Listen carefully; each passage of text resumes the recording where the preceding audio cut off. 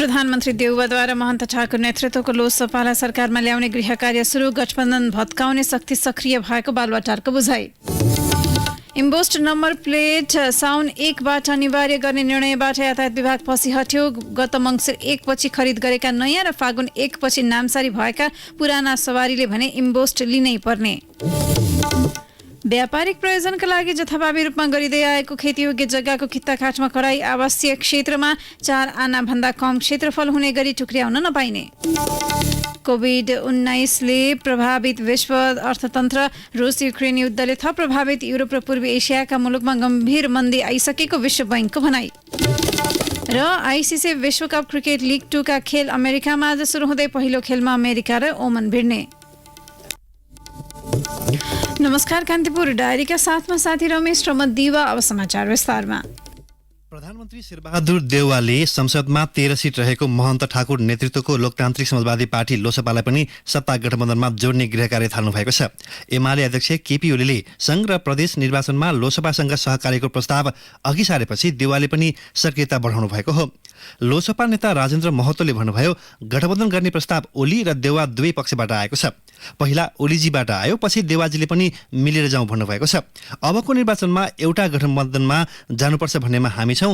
कोसँग मिल्ने भन्ने सिटको कुरा हो। जसले हामीलाई चित्त बुझ्दो सिट दिन्छ उसैसँग गठबन्धन हुन्छ। लोसपाकै अर्का नेता शरद सिंह भण्डारीले भने, कांग्रेस नेतृत्वको लोकतान्त्रिक गठबन्धन बन्नुपर्छ भन्ने वैचारिक मान्यतालाई आफूहरूले अघि सारेको बताउनुभयो।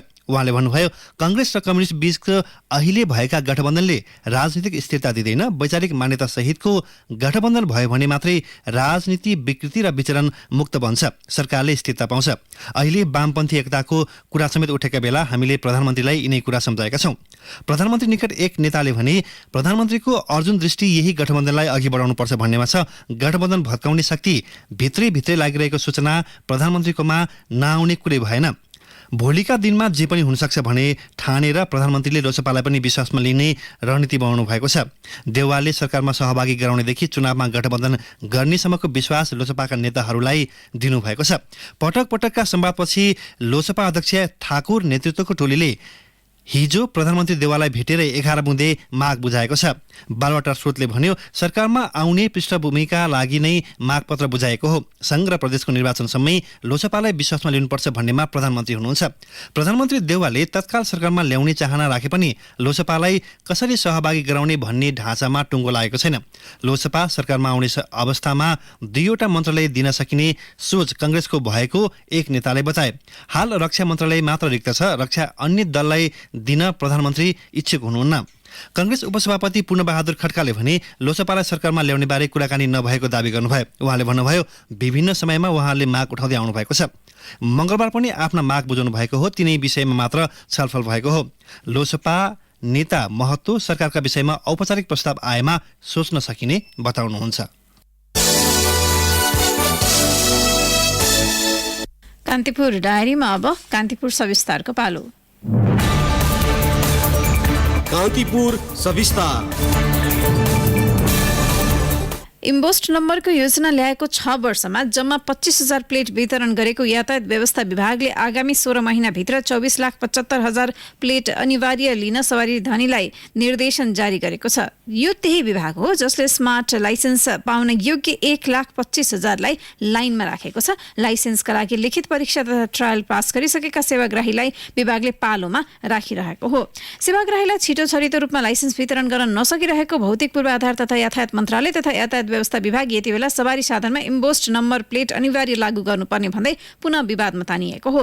महिनौ पालो कुरेर ट्रायल पास गर्ने तथा नवीकरण गर्नेहरूले पनि 2 वर्षसम्म लाइसेन्स नपाइरहेका बेला यातायात व्यवस्था विभाग सवारी धनीहरूलाई इम्बोस्ड नम्बर प्लेटका नाममा अर्को हैरानी थप्न आतुर देखिन्छ। जबकि सेवाग्राहीले भने सो निर्णयको चौतर्फी विरोध गरिरहेका छन्। फलस्वरूप विभाग तत्काल सबै निर्णय कार्यान्वयन गर्न आवश्यक नरहेको भन्दै तर्किन सुरु गरेको छ। सवारी साधनमा इम्बोस्ड नम्बर प्लेट लागू गर्ने निर्णयप्रति चौतर्फी विरोध भएपछि यातायात व्यवस्था विभागले आगामी श्रावण 1 गतेबाटै सड़कमा गुड्ने सबै सवारीमा इम्बोस्ड नम्बर प्लेट अनिवार्य नभएको स्पष्ट पारेको छ। मंगलबार विज्ञप्ति जारी गर्दै विभागले सबै सवारी साधनमा अहिले नै इम्बोस्ड नम्बर प्लेट जडान गर्नु नपर्ने भए पनि पछि अनिवार्य हुने स्पष्ट पारेको छ। 2078 कार्तिक 22 गतेको राजपत्रमा प्रकाशित सूचना बमोजिम गत मंसिर 1 गतेपछि नयाँ सवारी खरिद गरेका र पुरानाको हकमा गत फागुन 1 गतेपछि खरिद गरी नामसारी भएका सवारीमा मात्रै हाललाई इम्बोस्ड नम्बर अनिवार्य गरिएको छ। यसअघि विभागले गत मंसिर 1 गतेदेखि नामटुङ्गो लागेको प्रदेशका यातायात कार्यालयमा दर्ता भएका सवारी साधनमा इम्बोस्ड नम्बर प्लेट लागू गर्ने निर्णय गरेको थियो। सो निर्णय कार्यान्वयन हुन नसकिरहेका बेला विभागले बागमती र गण्डकी प्रदेशमा दर्ता भएका सवारी साधनमा अषाढ मसान्तभित्र इम्बोस्ड नम्बर प्लेट जडान गर्नुपर्ने भन्दै सूचना जारी गरेपछि त्यसको सर्वत्र विरोध भएको थियो। यो विषयले आम सर्वसाधारण त तातिए नै संसदमा पनि प्रवेश पायो। इम्बोस्ड नम्बर राख्न जबरजस्ती गरिए नागरिक तहबाट अवज्ञा हुने चेतावनी नेपाली कांग्रेसका सांसद गगन थापाले दिए। यत्रो महँगो छिमेकी भारतसँग तुलना गर्यो, अरू देशसँग तुलना गर्यो भने 5 गुणा 6 गुणा बढी पैसा लिएर त्यो पनि 1 गतेभित्र गर्ने बेगर 90 देखि देखाइदिन्छु भनेर जसरी धम्की दिएको छ, धम्कीको यो भाषा गलत छ। यसलाई खारेज गर्नुपर्छ। म सरकारसँग माग गर्न चाहन्छु यसको तत्काल पुनरावलोकन होस्। सबैभन्दा ठूलो कुरा नागरिकलाई शास्ति दिने काम नगरियोस्। त्यसैले यो बेलामा म सरकारलाई फेरि अनुरोध गर्छु जबरजस्तीलाई बन्द गरियोस्, होइन भने नागरिकले अवज्ञा गर्छन्। सवारी साधनमा इम्बोस्ड नम्बर प्लेट राख्न 5 वर्ष अघि शुरू भएको परियोजना 2078 मै सकिनुपर्ने भए तापनि भाषा लगायत विभिन्न कारणले काम पूरा हुन नसकेको बताउँछन् यातायात व्यवस्था विभागका महानिर्देशक नमराज घिमिरे। हाम्रो नेपालमा चाहिँ कुनै पनि काम तत्काल भयो भनेदेखि यो आजै सुरु भएको हो कि भन्ने हिसाबले बुझ्ने गरियो। त्यो होइन, खास भन्यो भने यो 78 सालमै सकिनुपर्ने परियोजना हो। 25 लाख भेहिकलमा लगाइसक्नु पर्ने हो। तर विभिन्न कारणले गर्दाखेरि त्यो बेलामा काम नभएको कारणले गर्दाखेरि अब अहिले चाहिँ नि सम्पूर्ण तवरबाट वातावरण तयार भइसकेपछि यो काम गर्नको निमित्त विभागले अलिकति एक्सपिडाइट गरे हो। तपाईँमा अहिले तत्कालै यो लगाउन सक्दैन अनि यसलाई कारबाही गर्न भनेर धम्की दिने भन्ने सम्बन्धका भाषाहरू प्रयोग आएको छ। अब राज्यले आफ्नो संसदले बनाएको कानुनको व्यवस्थालाई कार्यान्वयन हुन सक्छ है भनेर सूचित गर्ने कुरालाई धम्कीको रूपमा बुझ्न थालियो भनेदेखि त कुनै पनि कानुन कार्यान्वयन गर्न सकिँदैन। त्यो विषयलाई पनि हामीले चाहिँ बुझ्नुपर्ने हुन्छ। यातायात व्यवस्था कार्यालयहरूले आगामी 16 महिनामा करिब 24,75,000 सवारीमा इम्बोस्ड नम्बर प्लेट जडान गरिसक्नुपर्नेछ। इम्बोस्ड नम्बर जडान गर्नु मात्र ठूलो कुरा होइन, यसलाई जाँच गर्ने मेकानिजम अर्थात इम्बोस्ड नम्बर रिड गर्ने मेसिनको पनि उत्तिकै आवश्यक पर्छ। इम्बोस्ड नम्बर बारे आफूहरूलाई कुनै तालिम नदिएको र यस विषयमा अनभिज्ञ रहेको बताउँछन् ट्राफिक व्यवस्था कार्यालयका प्रवक्ता सञ्जीव शर्मा दास। इम्बोस्ड नम्बरको बारेमा के पनि बोल्न सक्दिनँ म्याडम। मलाई केही नथाहा भएको कुरा कसरी बोल्छु म? इम्बोस्ड नम्बरको विषयमा नथिङ केही पनि थाहा छैन। न हामीलाई कसैले केही गरेछ न के गरेछ थाहा नै छैन। न ट्रेनिङ लिएको छ हामीले त्यो विषयमा केही पनि थाहा नै छैन। कसरी जबरजस्ती गर्नुहुन्छ यार तपाईहरु? थाहा पाएको छैन भन्न नपाउने। इम्बोस्ड नम्बर प्लेट भनेको क्यामेराले पढ्न सक्ने डिभाइसको प्रयोग गरी ग्लोबल पोजिसनिङ सिस्टम जीपीएस जडान गरी बनाइएको प्रविधि हो। यसबाट साधन कहाँ छ भनी ट्र्याक गर्न सजिलै सकिन्छ भने साधन रिन्यू गरेको समय, कर तथा वातावरण कर तिरे नतिरेको, साधन कति वर्ष पुरानो हो लगायत सम्पूर्ण जानकारी राख्न सकिने प्रविधि भएकाले पनि यो आवश्यक रहेको बताउँछन् सवारी विज्ञ आशिष गजुरेल। यो चाहिँ एउटा प्रविधि हो, प्रविधि मैत्री हुन्छौं भन्ने कुरा चाहिँ अगाडि बढाइरहेको सन्दर्भमा चाहिँ यो चाहिँ अब प्राविधिक रूपमा हेर्दाखेरि चाहिँ मैले यो एकदमै आवश्यक चिज हो भन्छु। टेक्निकली हिसाबले, प्राविधिक हिसाबले, सडक सुरक्षाको हिसाबले, सवारीको सुरक्षाको हिसाबले, यात्रुकै सुरक्षाको हिसाबले पनि एकदमै महत्त्वपूर्ण हुन्छ। यो चाहिँ एकदमै राम्रो एउटा टेक्नोलोजी हो र यसले चाहिँ एकदमै जरुरत छ भन्छु म चाहिँ। सरकारले प्लेट जडानका लागि हतार गरिरहँदा अन्य प्रश्नहरू पनि सतहमा आएका छन्। सवारी धनीसित असुलिने रकम नम्बर प्लेट देवनागरी लिपिमा लेखेर राष्ट्रिय पहिचानको बेवास्ता गरिएको आरोप लगाएका छन्। सुरक्षा व्यवस्था तथा प्रणाली मजबुत बनाउन विश्वमा प्रचलित व्यवस्थालाई राष्ट्रिय औचित्यका आधारमा लागू गर्न आवश्यक छ। तर नागरिकलाई ठूलो मात्रामा व्यय भार गराउने र निश्चित समयसम्म यो काम गरिहाल भन्नु चाहिँ ठिक नभएको जानकारहरू बताउँछन्। यही हतारमा निर्णय कार्यान्वयन गराउने सरकारी परम्परालाई यसपटक नागरिकले अवज्ञा गर्ने संकेत गरेपछि यातायात व्यवस्था विभाग हाललाई 1 कदम पछि सरेको हो। रेडियो कान्तिपुरका लागि पूजनी श्रेष्ठ। कान्तिपुर सविस्तार। कान्तिपुर सविस्तारपछि अब ब्रेकको पालो।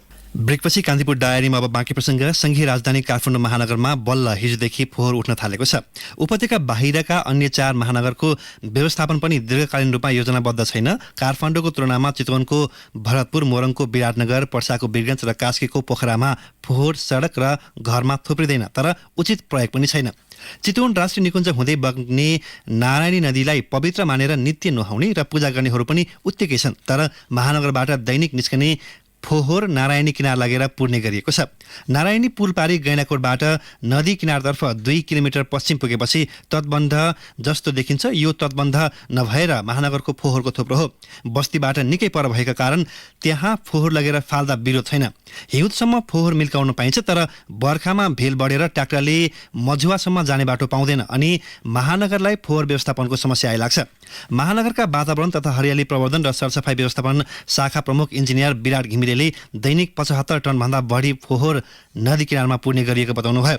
उता पूर्वको शहर विराटनगरमा हरेक वर्ष डुबान, हिलो र धुलोको शास्ति भोग्दै आएका महानगरवासीले फोहोर र दुर्गन्ध त्यति ठूलो सकस भोग्नु परेको छैन। महानगरले दैनिक झण्डै 100 टन फोहोर सङ्कलन गरेर अस्थायी रूपमा व्यवस्थापन गर्दै आएको छ। फोहोर उठाउन सार्वजनिक निजी साझेदारी अवधारणा अनुसार 2078 मङ्सिरमा नेपाल फुलबारी West 3R pollution control service, स्वास्थ्य र शान्तिका लागि वातावरण र RSD सप्लायर्सलाई 5 वर्षका लागि जिम्मा दिएको छ। उता पोखरामा दैनिक 200 टन फोहोर बाछे बडुवा ल्यान्डफिल साइटसम्म पुर्याउने जिम्मा 6वटा निजी कम्पनीले पाएका छन्।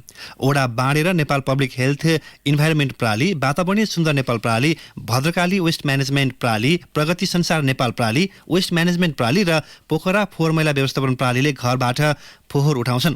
एक घरले महिनामा सरसफाई शुल्क 150 रुपियाँ तिर्नुपर्छ। होटल रेस्टुरेन्टले मासिक 5,000 र निजी कम्पनीले थप 55 रुपियाँ तिर्दै आएका छन्। वीरगञ्जमा दैनिक करिब 70 टन फोहोर सङ्कलनको काम निजी सार्वजनिक साझेदारीमा भइरहेको छ। सङ्कलित फोहोर ल्यान्डफिल साइटमा तह लगाउने गरिएको छ। सिन्धा नदी किनारको 16 बिघा 10 कट्ठामा 47 करोड 80 लाख रुपियाँमा मझौला शहरी एकीकृत वातावरणीय सुधार आयोजना अन्तर्गत 2 वर्ष अघि ल्यान्डफिल साइट बनाएको हो। ल्यान्डफिल साइटका संरचना भत्किन थालेका छन्। नाला सफा गर्ने काम महानगरपालिकाले गर्छ। नगरमा धेरै फोहोर नालामै फालिन्छन्, जसलाई उठाउन निकै गाह्रो छ। काठमाडौँ उपत्यकाको फोहोर फाल्न थालिएको नुवाकोट स्थित सिस्टोल ल्यान्डफिल साइट 17 वर्षपछि बन्द गर्ने प्रक्रिया थालिएको छ। 2062 जेठ 22 गतिदेखि सिस्टोलमा 2 वर्षका लागि भन्दै उपत्यकाको फोहोर विसर्जन गर्न थालिएको थियो। पहिलो पटक गत जेठ 10 गते प्रहरीको सहयोगमा बन्चरी डाँडाको सेल 1 मा फोहोर विसर्जन गरिएको थियो। मंगलबार फोहोर लिएर गएका ट्रकलाई स्थानीयले अवरोध गरेपछि प्रहरीले बल प्रयोग गरेर सडक खुलाएको थियो। महानगर वातावरण शाखाकी प्रमुख सरिता राईले 157 ट्रक 1200 मेट्रिक टन फोहोर विसर्जन गरिएको बताउनुभयो। बन्चरी डाँडा ल्यान्डफिल साइट प्रभावित क्षेत्र सरोकार समितिका उपसंयोजक सन्नोत उप्रेतीले महानगर र सरकारले स्थानीयलाई दमन गरेर फोहोर जबरजस्ती विसर्जन गरेको बताउनुभयो। प्रमुख राईले प्रभावित क्षेत्रका बासिन्दाको सबै माग हिजोको बैठकले सम्बोधन गरिसकेकाले फोहोर फाल्ने सहमति भएको बताउनुभयो। उपत्यकाको फोहोर विसर्जन हुन अझै 15 दिन लाग्ने महानगरले जनाएको छ। 17 वर्षसम्म सिस्टोलमा 419 रोपनी जग्गा अधिग्रहण गरेर फोहोर विसर्जन गरिँदै आएको थियो। बन्चरी डाँडामा काठमाडौँ र ललितपुर महानगरपालिका सहित 16 नगरपालिकाको फोहोर व्यवस्थापन हुने गरेको छ।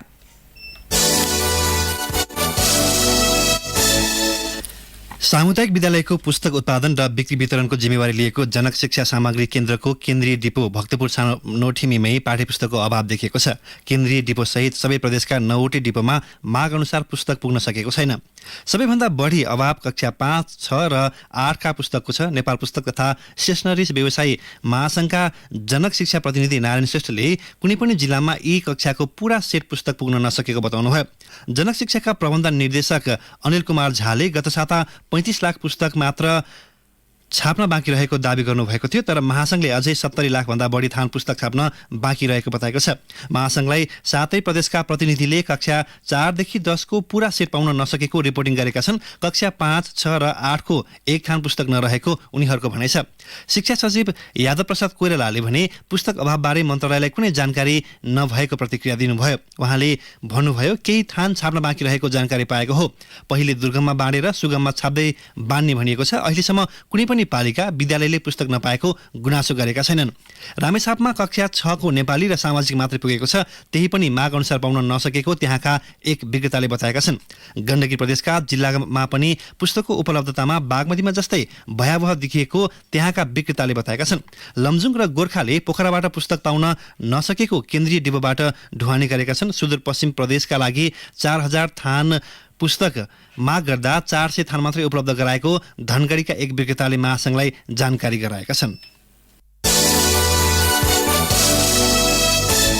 स्रोत नखुलेको 3,89,13,720 रुपियाँ सहित 4 चिनिया र 1 नेपालीलाई प्रहरीले हिजो नागढुङ्गाबाट पक्राउ गरेको छ। पक्राउ परेमा चिनिया नागरिक 50 वर्षीय अङ जाइङ र 49 वर्षीय टान्जु, 31 वर्षीय मेङ युसुन, 26 वर्षीय मौचिन हुवा र नुवाकोट विदुर नगरपालिका 8 का 44 वर्षीय फूलबहादुर गुरुङ छन्। नुवाकोटबाट काठमाडौँ आउँदै गरेको BAB 5710 नम्बरको कार जाँचका क्रममा उनीहरूलाई पक्राउ गरिएको काठमाडौँ प्रहरी प्रवक्ता दिनेश राज मैनालीले बताउनु भयो। बरामद रकम र कारसहित 5 जनालाई थप अनुसन्धानका लागि सम्पत्ति शुद्धिकरण अनुसन्धान विभागमा बुझाइएको SP मैनालीले बताउनुभयो।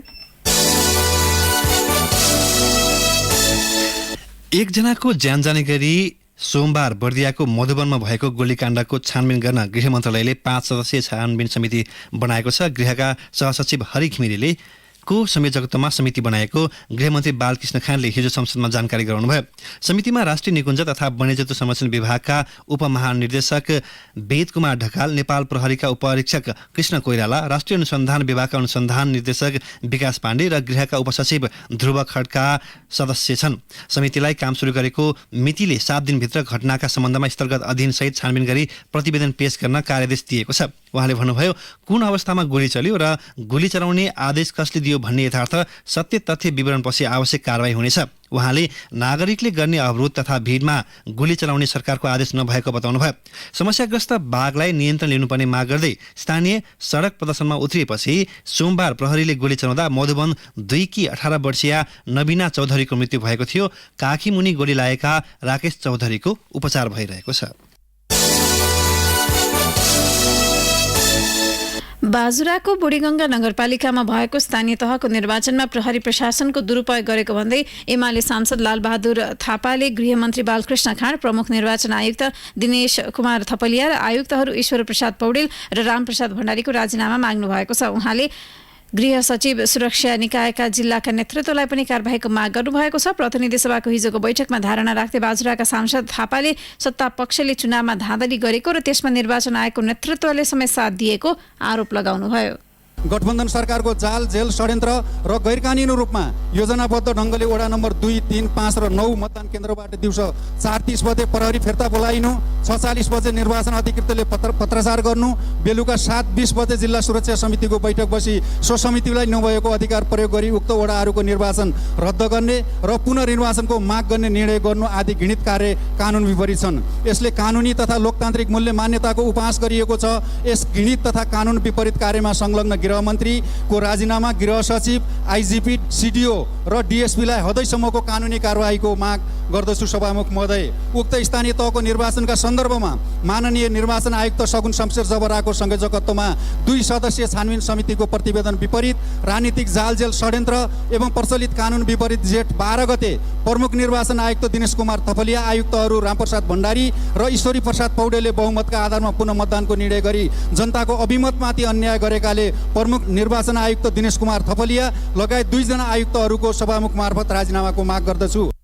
बुढीगंगामा एमाले र कंग्रेसका तर्फबाट केही वडाहरूमा बुथ कब्जा गरी 79% मतदान गरिएपछि आयोगले पुनः निर्वाचनको निर्णय गरेको छ। त्यसैगरी गरिएको पुनः निर्वाचनको निर्णयको एमाले विरोध गर्दै आएको छ। सांसद थापाले उठाएको प्रश्नको जवाफ दिँदै गृहमन्त्री बालकृष्ण खाँडले बुढीगंगामा सुरक्षाको प्रबन्ध गर्ने दायित्वबाट विमुख भएका सुरक्षा अधिकारीले सरुवा गरिएको र निर्वाचनका बारेमा पुनः मतदान गर्ने वा मतगणना गर्ने भन्ने निर्णय निर्वाचन आयोगले गर्ने बताउनुभयो। सुरक्षाको प्रबन्ध गर्ने दायित्व राज्यको हो, सरकारको हो, सुरक्षा निकायको हो। त्यस कारणले नै उहाँहरूलाई त्यहाँबाट हटाइएको छ र अहिले नयाँ टिम गएको छ र अब त्यसको मतगणना गर्ने कि अब त्यहाँ पुनः मतदान गर्नु सरकारले निर्णय गर्नुभन्दा पनि यो निर्वाचन आयोगले नै निर्णय गर्ने हो र निर्वाचन आयोगले गर्ने निर्णयको बारेमा चाहिँ नि त्यसलाई सहयोग पुर्याउनु नै हाम्रो दायित्व पनि हो।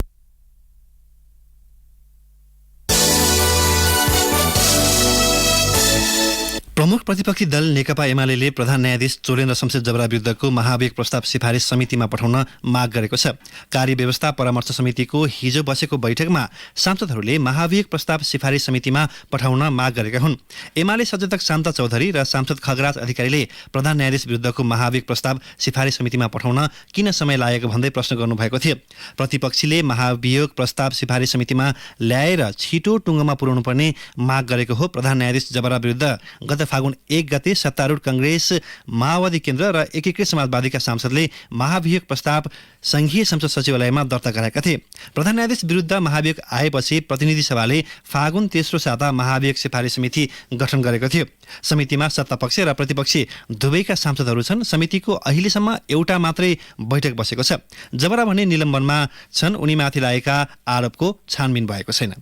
कान्तिपुर डायरीमा पुनः ब्रेकको पालो। एकपछि कान्तिपुर डायरीमा अब आर्थिक प्रसङ्ग। पत्रकारको कोरोना बिमा बापतको रकम भुक्तानी गर्न उच्च अदालत विराटनगरले बिमा कम्पनीका नाममा परमादेश जारी गरेको छ। उच्च अदालत विराटनगरका कायम मुकायम मुख्य न्यायाधीश सत्यमोहन जोशी थारू र न्यायाधीश जगत नारायण प्रधानको संयुक्त इजलासले कोरोना बिमाको रकम भुक्तानी गर्न अजोड इन्सुरेन्स कम्पनीका नाममा गत सोमबार परमादेश जारी गर्नुभएको हो।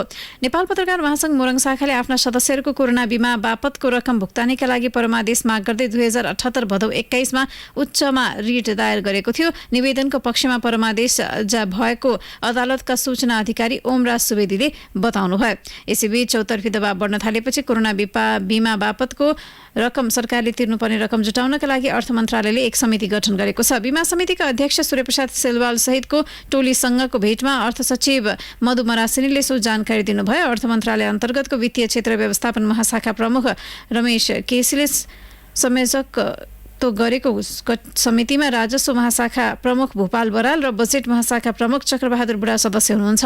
आगामी आर्थिक वर्षको बजेटमा पनि कोरोना बिमा भुक्तानीका लागि बजेट विनियोजन नभएपछि बिमा समितिका अध्यक्ष सिलवालले मंगलबार जनार्दन शर्मा अर्थमन्त्रीलाई भेटी अर्थ सचिव मरासिनी, राजस्व सचिव कृष्ण हरिपुष्कर लगायतलाई भेट्नु भएको थियो। गठित समितिले पैसा जुटाउने स्रोत पहिचान गरेपछि बिमा भुक्तानी बापतको रकम दिने आश्वासन अर्थमन्त्रीबाट आएको सिलवालले जानकारी दिनुभयो। व्यापारिक प्रयोजनका लागि जथाभावी रूपमा गरिँदै आएको खेतीयोग्य जग्गा किताकाटमा कडाई गरिएको छ। अब काठमाडौँ उपत्यकामा कृषि क्षेत्रका जग्गा 15.73 आनाभन्दा कम क्षेत्रफल हुने गरी किताकाट गर्न पाइने छैन। यसैगरी तराई र भित्री मधेसमा 21.23 आनाभन्दा कम र उपत्यका तराई र भित्री मधेस बाहेक स्थानमा 31.45 आनाभन्दा कम क्षेत्रफल हुने गरी किताकाट गर्न पाइने छैन। भू उपयोग ऐन आएको 3 वर्षपछि सरकारले गत जेठ 9मा भू उपयोग नियमावली स्वीकृत गरेको थियो। सो नियमावली सोमबार राजपत्रमा प्रकाशन भएसँगै मनलाग्दी रूपमा हुँदै आएको जमिन खण्डीकरणमा अंकुश लाग्ने भएको छ। आवासीय क्षेत्रको हकमा भने देशैभर 4.09 आनाभन्दा कम क्षेत्रफल हुने गरी किताकाट गर्न नपाइने नियमावलीमा उल्लेख छ। अब अन्तर्राष्ट्रिय प्रसङ्ग। कोरोना भाइरस महामारीका कारण शिथिल विश्व अर्थतन्त्रलाई रूस युक्रेन युद्धले मन्दीको अवस्थामा पुर्याएको विश्व बैंकले चेतावनी दिएको छ।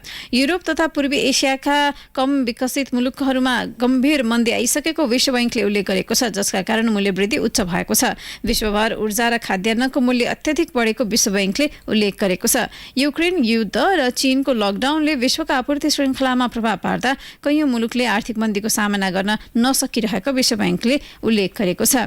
विश्व बैंकका अध्यक्ष डेभिड माल्पासले विश्व विकासोन्मुख मुलुकमा सामान्य अवस्थामा $20 दैनिक कमाइरहेको व्यक्तिको आमदानी खुम्चिएको तर उपभोग्य वस्तुको भाव बढ्दा समस्या भएको बताउनुभयो। खाद्यान्न निर्यातमा सहजता तथा ऋणलाई सहज बनाएर मन्दीको सामना गर्न विश्व बैंकले विभिन्न मुलुकलाई आग्रह गरेको छ। अब खेल प्रसङ्ग। आइसिसी विश्वकप क्रिकेट लिग 2 प्रतियोगिता आजबाट सुरु हुँदैछ। अमेरिकाको पियर ल्यान्डमा हुने प्रतियोगिताको उद्घाटन खेलमा आज अमेरिका र ओमान बीच प्रतिस्पर्धा हुँदैछ। प्रतियोगिता अन्तर्गत नेपालले ओमानसँग भोलि खेल्नेछ। तालिकाको शीर्ष स्थानमा रहेको ओमानले 3 वर्षीय लिग 2 को साइकल समेत पूरा गर्दैछ। ओमानले 32 खेलबाट 40 अङ्क जोडेको छ भने 7 टोली सहभागी लिगको 6औं स्थानमा छ। सबैभन्दा कम खेल खेलेको नेपालले 12 खेलबाट 12 अङ्क जोडेको छ। लिग 2 को शीर्ष 3मा पर्ने टोलीले सन् 2023 को जुलाईमा जिम्बाब्वेमा हुने विश्वकप छनौटमा स्थान बनाउनेछ। शीर्ष 3 सँगै 4औं र 5औं स्थानमा रहने टोलीले अर्को 4 वर्षका लागि 1 दिवसीय अन्तर्राष्ट्रिय मान्यता कायम राख्नेछन्।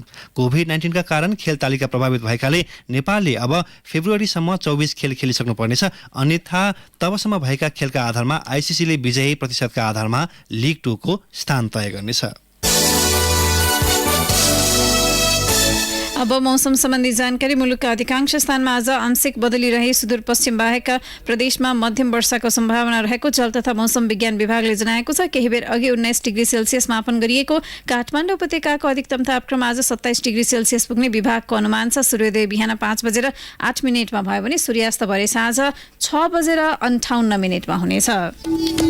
हवस् त यसका साथै कान्तिपुर डायरीको यो बुलेटिन यही सकिन्छ। साथी रमेश र म दिवा बिदा माग्छौँ। नमस्कार।